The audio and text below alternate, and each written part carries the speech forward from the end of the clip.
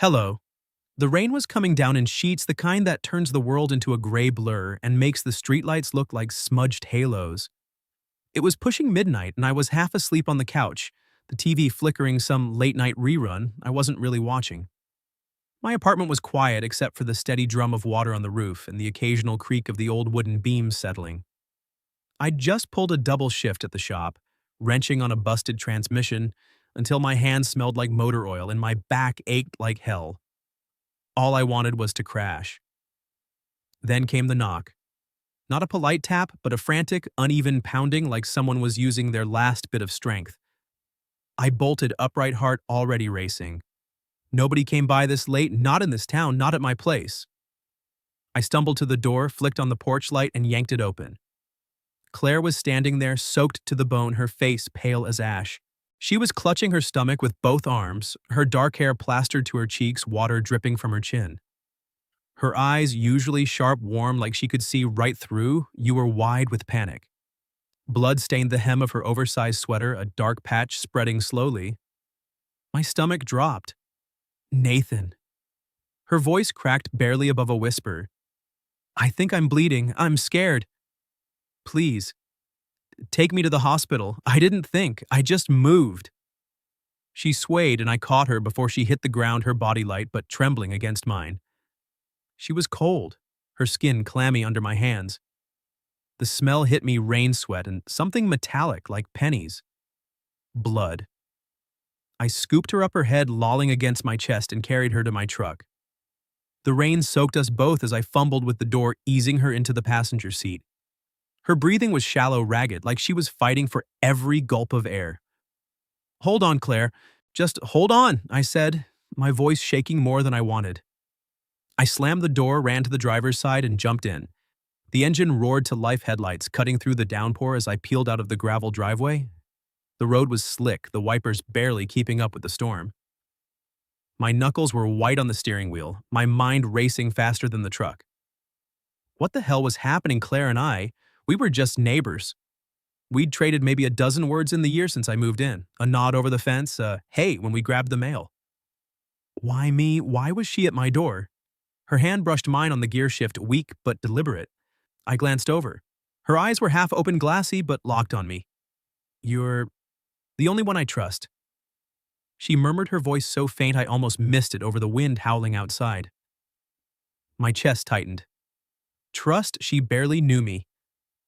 But there was no time to question it. Stay with me, Claire. Talk to me. I pushed the gas harder, the truck hydroplaning for a heart-stopping second before I corrected. The hospital was 20 minutes away, maybe 15 if I floored it. Too far. I'm trying, she whispered. Her hand was still on mine, trembling, her fingers ice cold. It hurts. So much. You're gonna be okay. Just keep those eyes open. I didn't know if I was lying. Blood was seeping through her sweater now, pooling on the seat. I swallowed hard, forcing my focus on the road. The storm made everything a blur, trees, bending water rushing across the pavement. Every second felt like a lifetime. We hit the edge of town, the hospital's red emergency sign glowing faintly through the rain. I swerved into the lot, tires screeching, and threw the truck into park. I ran around to her side, yanked the door open, and lifted her out. She was limp now, her head against my shoulder, but still breathing. The ER doors slid open as I carried her in, shouting for help. Nurses rushed over, a gurney appearing out of nowhere. I laid her down, my arms, shaking my shirt soaked with rain and her blood. What happened? A nurse barked, already cutting away Claire's sweater. I don't know, I said, my voice too loud. She showed up at my door, said she was bleeding.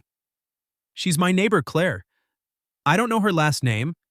They wheeled her away, the doors swinging shut behind her. I stood there, dripping wet, my heart pounding so hard I thought it had burst. The waiting room was sterile, all fluorescent lights and antiseptic smells. I collapsed into a plastic chair, my hands still trembling. My shirt clung to my skin, stained dark in patches. I stared at it, trying to process. Claire. The quiet woman next door, always painting in her backyard or hauling groceries alone. Why hadn't she called 911? Why me? I didn't know much about her. She was 36. I'd guessed older than me by a good chunk. taught art at the high school, kept to herself. I'd seen her once sketching by the creek behind our houses, her hair catching the sunlight. She'd looked up, smiled faintly, and gone back to her work. That was it. Until tonight. Hours dragged. I didn't sleep, didn't move. My phone buzzed with a missed call from the shop I'd forgotten to lock up. Didn't care. All I could think about was Claire's voice, that whisper in the truck. "You're the only one I trust." It didn't make sense. But it hit me somewhere deep like a wrench to the gut. Finally, a doctor came out pulling off his gloves. "She's stable," he said. "Stress-induced bleeding, likely from an ulcer. She's lost a lot of blood, but she'll pull through with rest." "You family?" I shook my head. "Neighbor, Nathan," he nodded. "She's asking for you." I followed him down the hall, my boots squeaking on the linoleum. Claire was in a room hooked to an IV, her face still pale but her eyes clearer. She looked small in the hospital bed, fragile in a way I hadn't expected. She managed a weak smile when she saw me. "You're still here," she said, voice hoarse. "Wasn't going anywhere," I replied, pulling a chair close. My hands were still smeared with grease and dried blood. I didn't care. She closed her eyes for a second, then opened them, looking right at me. I didn't know who else to call. I wanted to ask why, to understand what made her choose my door in the middle of the night.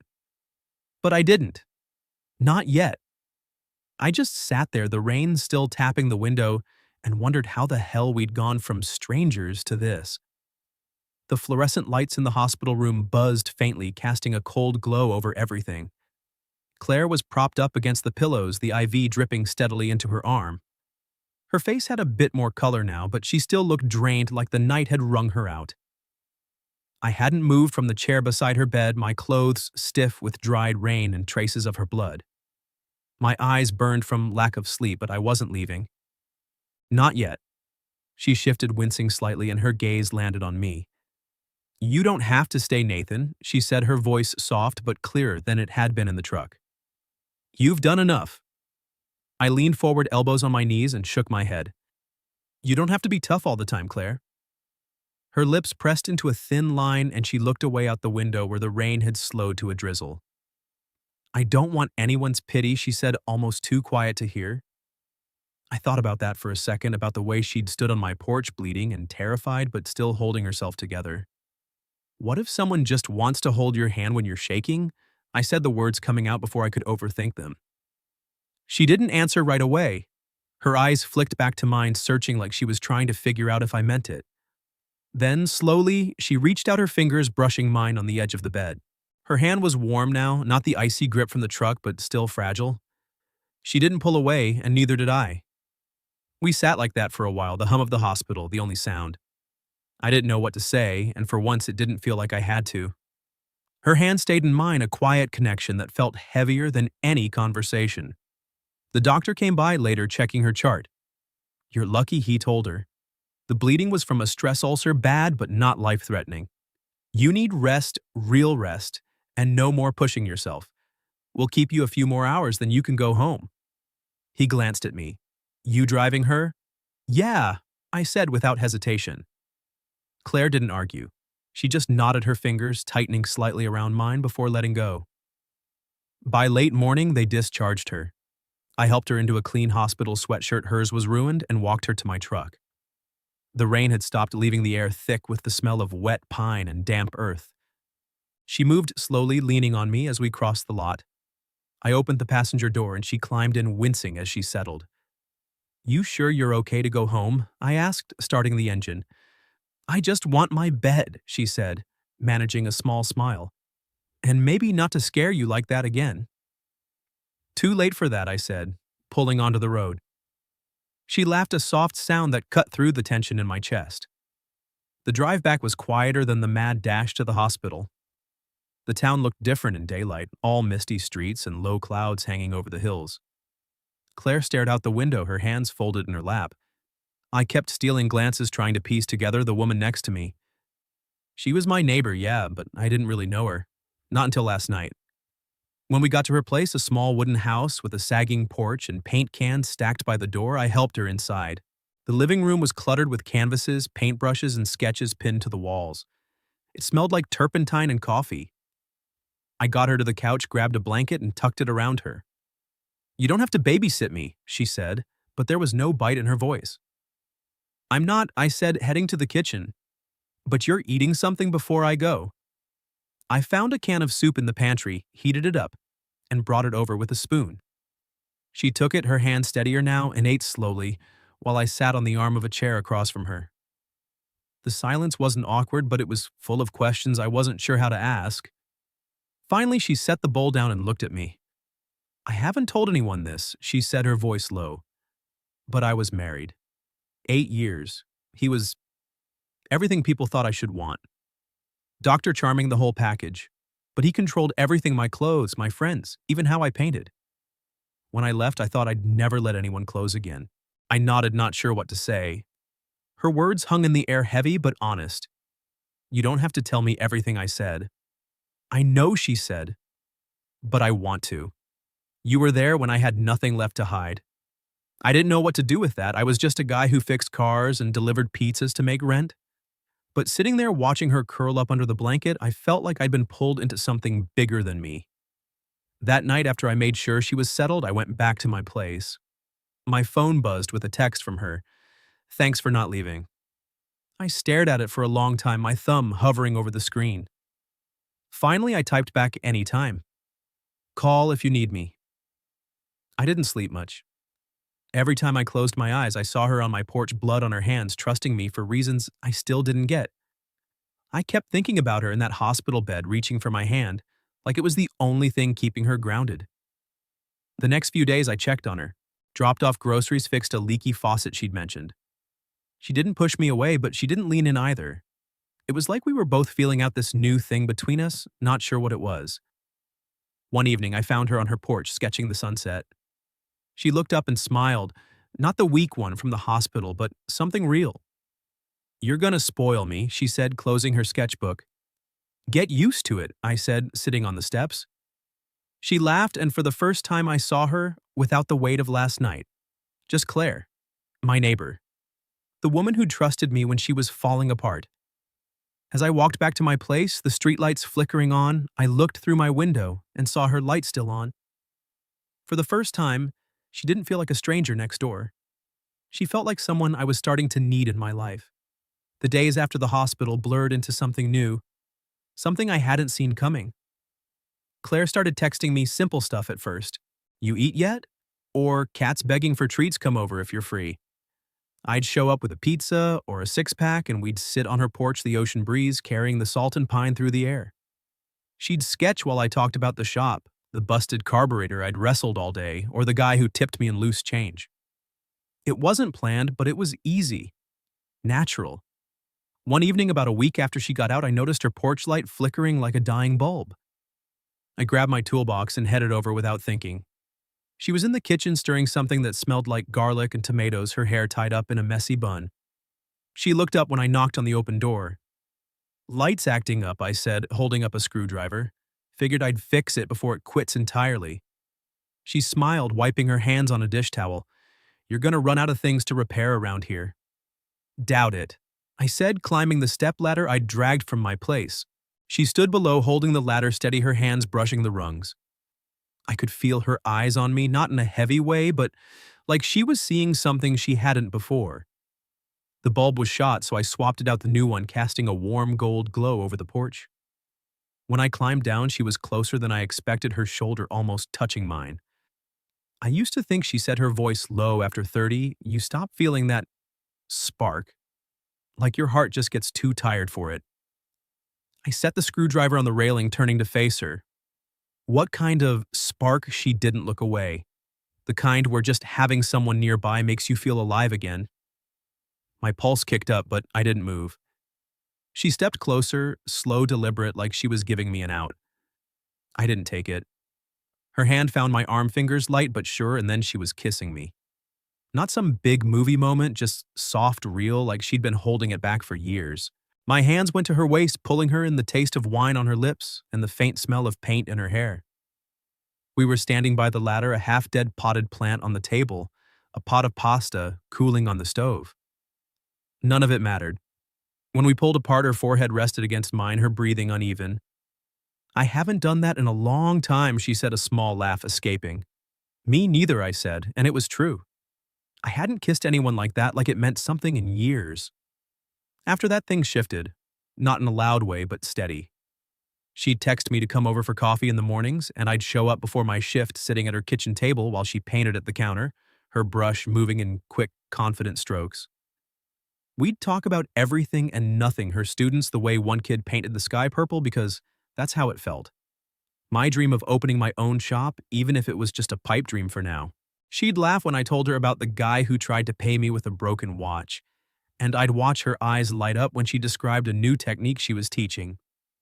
Weekends became ours. We'd drive out to the coast, find a quiet stretch of beach, and walk until our legs ached.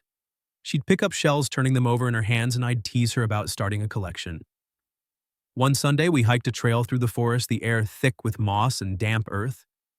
She stopped at a clearing, pulling out a small sketch pad, and drew the way the light filtered through the trees. I sat on a log watching her, feeling like I was seeing her for the first time every time. Back at her place, things got comfortable in a way I hadn't expected. My jacket started hanging on her chair. I had a mug in her cupboard, the one with a chip on the rim. She'd leave her paints out, and I'd find myself wiping brushes clean without being asked. It wasn't planned, but it was happening. We were happening. One night, after a long day at the shop, I showed up with takeout from the diner, burgers and fries, nothing fancy. She was in an old sweater, paint smudges on her cheek, and we ate on the floor because the table was covered in canvases. She looked at me, her eyes soft in the lamplight, and said, "I don't need someone to save me, Nathan. I just need someone to stay." I set my burger down my chest tight. "I'm not going anywhere," I said. It wasn't a promise I'd planned, but it was true. I reached for her hand and she let me hold it, her fingers curling around mine like they belonged there. We didn't talk about what we were. Didn't need to. The way she leaned into me when we watched old movies, the way I'd catch her staring when I fixed something around her house, it said enough. I started staying over sometimes, not every night, but enough that her couch knew the shape of me. We'd fall asleep with the window cracked. The sound of the ocean in the distance, her head on my chest. I knew people would talk if they found out. 12 years wasn't nothing, and I was just a guy with grease under his nails. But when I was with her, none of that mattered. She made me feel like I was more than my job, more than the kid who never left this town. And I could see it in her too, the way she laughed louder, painted bolder like she was coming back to herself. One evening we were on her porch, the sky turning that deep indigo before night hits. She was sketching again, her pencil, scratching softly. I was sipping a beer, watching the stars come out.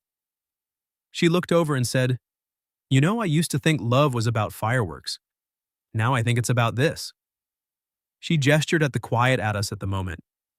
I didn't say anything, just pulled her close and kissed the top of her head. She was right. It wasn't fireworks. It was better.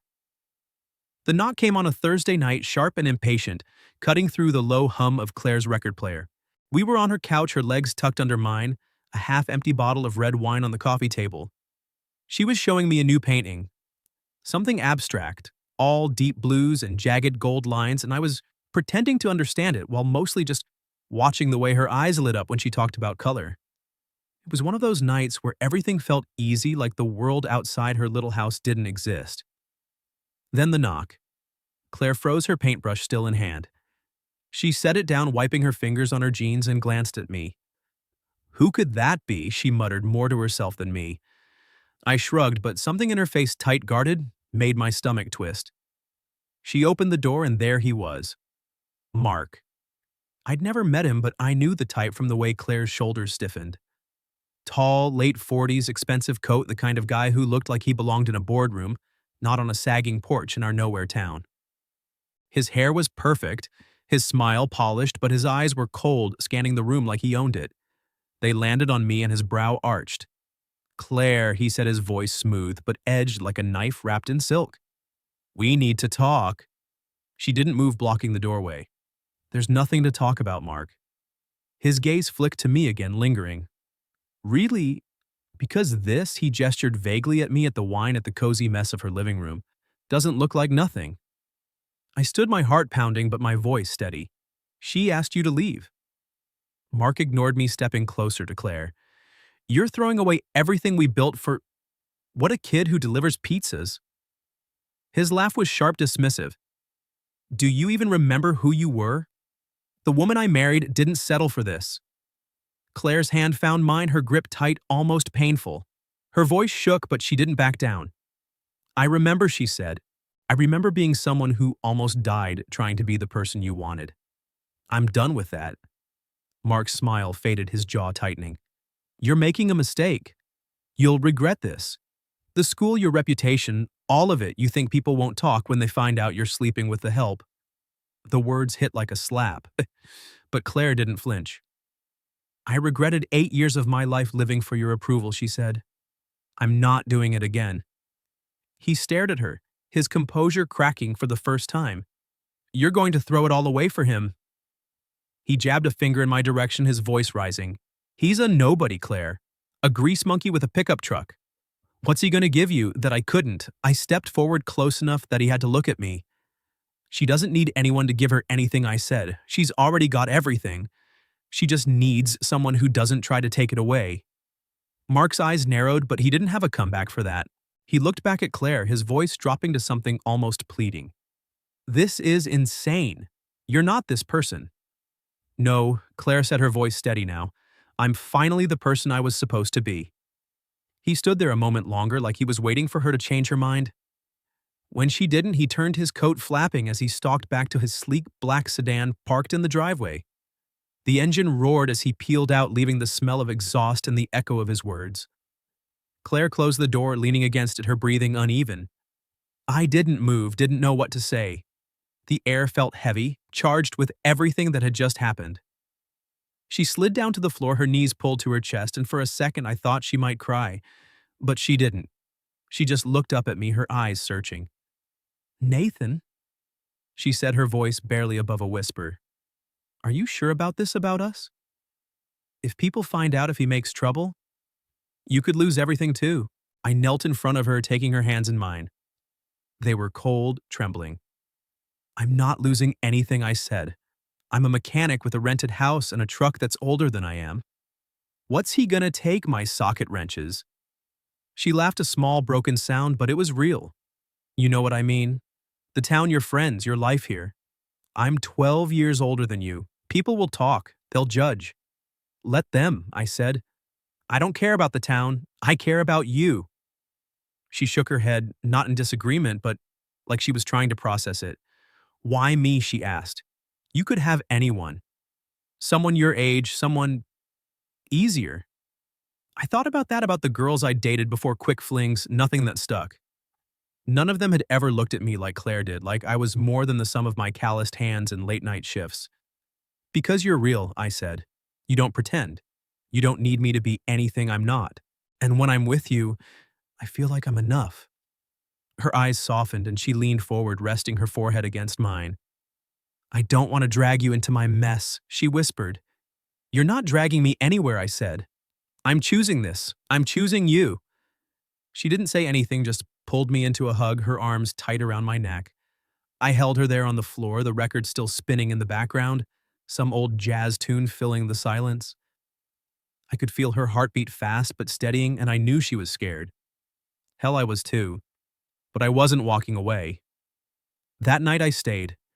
We didn't talk about Mark again, didn't talk about the future or what people might say. We just lay on her couch, her head on my chest, my fingers tracing circles on her back until she fell asleep.